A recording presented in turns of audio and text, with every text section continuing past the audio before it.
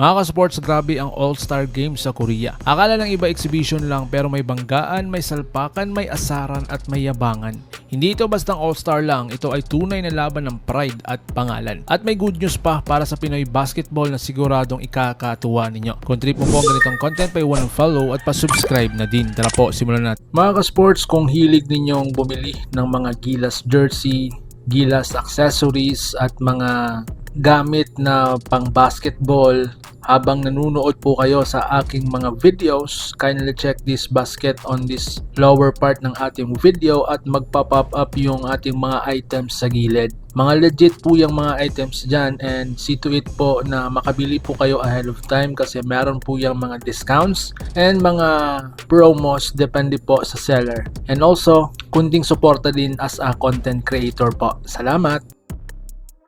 Mga ka-sports, All-Star Game sa Korea hindi po exhibition. Karaniwang kapag All-Star Game, pa-cute, pa-forma, walang depensa. Pero sa All-Star Game sa Korea, iba po ang eksena. May solid na depensa, may matitinding banggaan at may mga tira na parang finals ang laban. Magkikita mo sa body language ng mga player na walang gustong magpatalo kahit sinasabi nilang for fun lang ang laro. Mga ka-sports, may asaran, may salpakan. Dito na po pumasok